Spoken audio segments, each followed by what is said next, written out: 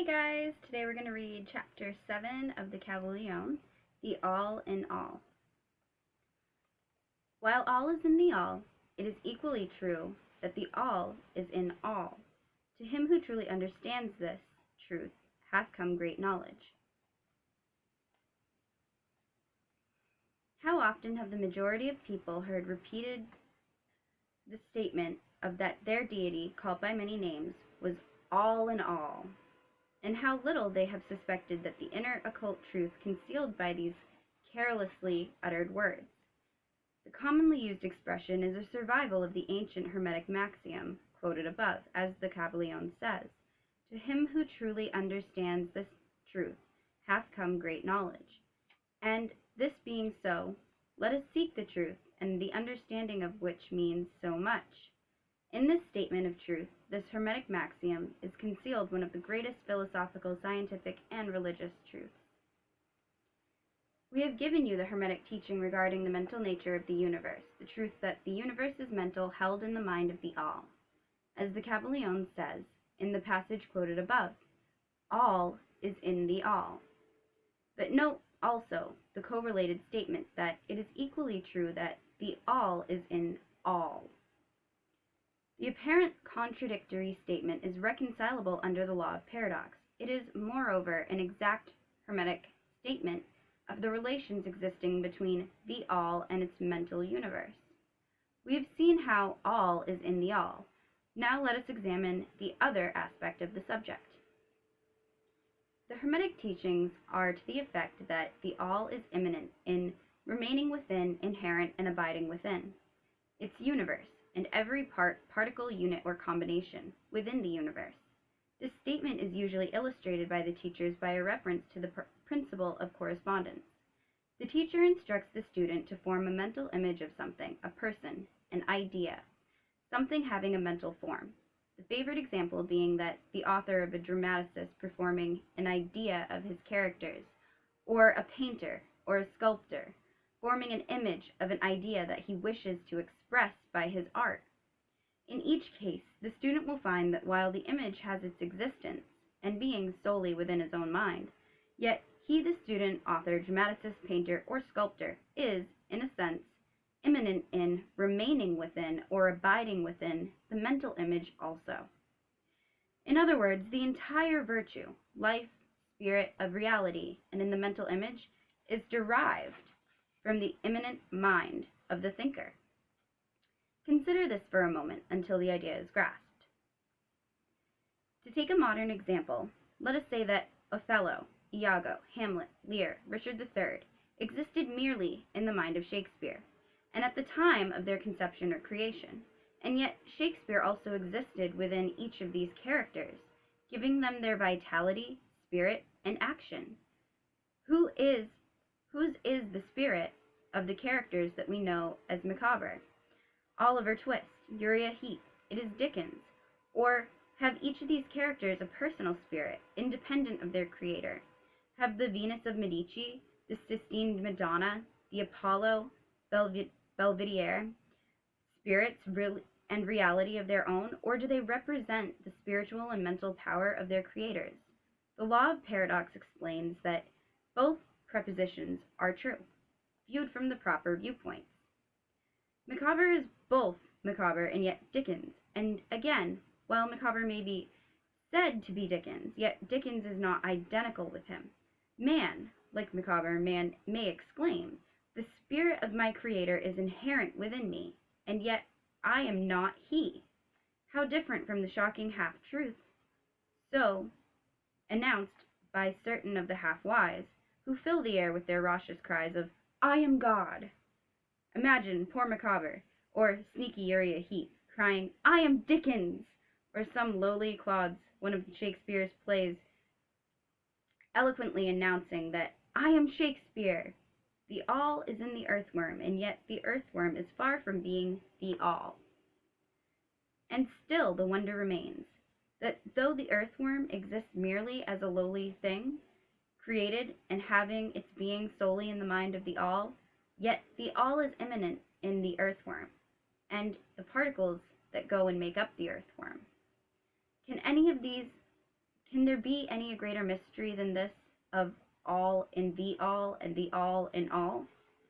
The student will of course realize that the illustrations given above are necessary, imperfect, and inadequate, for they represent the creation of mental images in finite minds, while the universe is a creation of infinite mind, and the difference between the two poles separates them, and yet it is merely a matter of degree. The same principle is in operation. The principle of correspondence manifests in each, as above, so below, as below, so above. And in the degree that man realizes the existence of the indwelling spirit immanent within his being, so will he rise up in the spiritual scale of life. This is what spiritual development means: the recognition, realization, and manifestation of the spirit within us. Try to remember this last definition, that of spiritual development. It contains the truth of true religion. There are many planes of being, many subplanes of life, many degrees of existence in the universe, and all depend on the advancement of beings in the scale, of which the scale of the lowest point is the grossest matter, and the highest spirit being only separated by the thinnest division from the spirit of the all, and upward and onward along the scale of life. Everything is moving, all are on the path, whose end is the all. All progress is a returning home. All is upward and onward, in the spite of all seemingly contradictory appearances. Such is the message of the illumined. The Hermetic teachings concerning the process of mental creation of the universe are that the beginning of the creative cycle, the all, in its aspect of being, projects its will towards the aspect of becoming, and the process of creation begins. It is taught that the process consists of lowering vibration until a very low degree of vibratory energy is reached, at which point the grossest possible form of matter is manifested. And this process is called the stage of involution, in which the all becomes involved, or wrapped up in its creation. This process is believed by the Hermeticists to have a correspondence in the mental process of an artist, writer, or inventor, who becomes so wrapped up in his mental creation as to almost forget his own existence, and who, for the time being, almost lives in his creation. Instead of being wrapped up, we use the word wrapped. Perhaps we will give a better idea of what is meant. The involuntary stage of creation is sometimes called the outpouring of divine energy, just as the evolutionary statement is called the indrawing. The extreme poles of creative process is considered to be the furthest removed from the all, while the beginning of the evolutionary stage is regarded as being the return swing of the pendulum of rhythm, a coming home idea being held in the Hermetic teachings. The teachings are that during the outpouring, the vibrations become lower and lower until finally the urge ceases and the return swing begins. But there is a difference, that while the outpouring, the creative forces manifest compactly and as a whole, yet from the beginning of the evolutionary or indrawing stage, there is manifested the law of individualization, that is, the tendency to separate into units of force, so that finally that which is left the all is unindividualized energy, and it returns to its source as countlessly high, undeveloped units of life, have risen higher and higher in the scale by means of the physical, mental, and spiritual evolution. The ancient Hermeticists used the word meditation in describing the process of mental creation of the universe, of the mind of the all. The word contemplation also frequently being employed. But the idea intended seems to be that the employment of the divine attention is a word derived from the Latin root meaning to reach out, to stretch out, and so the act of attention is really a mental reaching out extension of mental energy so that the underlying idea is readily understood when we examine the real meaning of attention. The Hermetic teachings regarding the process of evolution are that the all, having meditated upon the beginning of creation, having thus established the material foundations of the universe, and having thought it into existence, then gradually awakens or rouses from its meditation, and so in doing so, starts into manifestation the process of evolution on the material, mental, and spiritual planes, successively and in order. Thus, the upward movement begins, and all begins to move spiritward. Matter becomes less gross, the units spring into being, the combinations begin to form, life appears and manifests in higher and higher forms, and the mind becomes more and more in evidence, the vibrations constantly becoming higher. In short, the entire process of evolution in its phases begins and proceeds according to the established laws of the indrawing process. And all of this occupies aeons upon aeons of man's time, each aeon countless millions of years. But yet the Illumined inform us that the entire creation, including involution and evolution of a universe, is but as the twinkling of an eye to the all. At the end of the countless cycles of eons of time, the all withdraws its attention, its contemplation, and meditation of the universe, for the great work is finished, and all is withdrawn into the all from which it emerged. But the mystery of the mysteries, the spirit of each soul, is not annihilated, but is infinitely expanded. The created and the creator are merged. Such is the report of the Illumined. The above illustration of the meditation and subsequent awakening from meditation of the all is, of course, but an attempt of the teachers to describe the infinite process by a finite example. And yet, as above, so below, and as below, so above. The difference is merely in degree. And just as the all arouses itself from the meditation upon the universe, so does man, in time, cease from manifesting upon the material plane and withdraws himself more and more into the indwelling spirit, which is indeed the divine ego. And there is one more matter of which we desire to speak in the lesson. It comes very near to the invasion of the metaphysical field of speculation. Although our purpose is merely to show the futility of such speculation, we elude the question, which inevitably comes to the mind of all thinkers who have ventured into seeking the truth. The question is, why does the all create universes? The question may be asked in different forms, but the above is the gist of the inquiry. Men have striven hard to answer this question, but still there is no answer worthy of name. Some have imagined that the all had something to gain by it, but this is absurd, for what could the all gain that it did not already possess?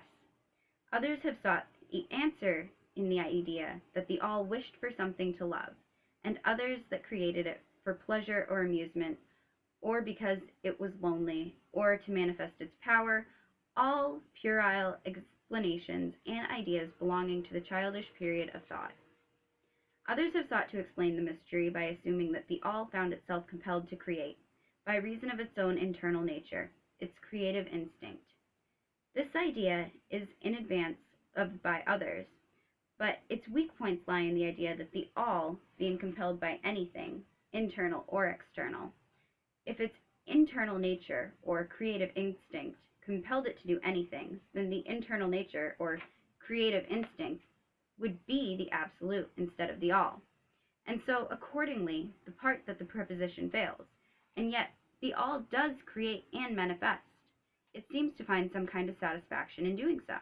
And it is difficult to escape the conclusion that in some infinite degree, it must have what it would correspond to, an inner nature or a creative instinct. In man, with correspondingly infinite desire and will, it could not act unless it was willed to act. And it would not will to act unless desired to act, and it would not desire to act unless it obtained some satisfaction thereby. And all of these things would belong to an inner nature, and it might postulate as existing according to the law of correspondence. But still, we prefer to think of the all as acting entirely free from any influence, internal as well as external. That is the problem which lies at the root of difficulty, and the difficulty that lies at the root of the problem. Strictly speaking, there cannot be any said reason whatsoever for the all to act, for a reason implies a cause, and the all is above cause and effect, except when it wills to become a cause, at which time the principle is set into motion. So you can see the matter is unthinkable, just as the all is unknowable, and just as we say the all merely is, so we are compelled to say that the all acts because it acts, And at last, the all is the reason in and of itself, all law in itself, all action in itself. And it may be said truthfully that the all is its own reason, its own law, its own act. Or further still, that the law, or the all, its reason, its act, its law, are one, all being names for the same thing. In the opinion of those who are giving you these present lessons, the answer is locked up in the inner self of the all, along with its secret of being. The law of correspondence, in our opinion, reaches the only aspect of the all, which may be spoken as the aspect of becoming. Back of that aspect is the aspect of being, in which all laws are lost in the all, and all principles merge into principle, and the all, principle, and being are identical, one and the same. Therefore, metaphysical speculation on this point is futile. We go into the matter here merely to show that we recognize the question, but also the absurdity of the ordinary answers of metaphysics and theology. In conclusion, it may be of interest to our students to learn that while some of the ancient and modern Hermetic teachings and teachers have rather inclined in the direction of applying the principle of correspondence to the question, with the result of the inner nature conclusion, still the legends have it that Hermes the Great, when asked this by his advanced students, answered them by pressing his lips tightly together and not saying a word, indicating there was no answer. But then, he may have intended to apply the axiom of his philosophy that the lips of wisdom are closed, except to the ears of understanding, believing that even his advanced students did not possess the understanding which entitled them to the teaching. At any rate, if Hermes possessed the secret, he failed to impart it. And so far as the world is concerned, the lips of Hermes are closed regarding it. And where the great Hermes hesitated to speak, what mortal may dare to teach? But remember that whatever be the answer to this problem, if indeed there be an answer, the truth remains that while the all is in the all, it is equally true that the all is in all. The teaching on this point is emphatic, and we may add the concluding words of the quotation: "To him who truly understands this truth hath come great knowledge." All right, so we'll do chapter 8 tomorrow.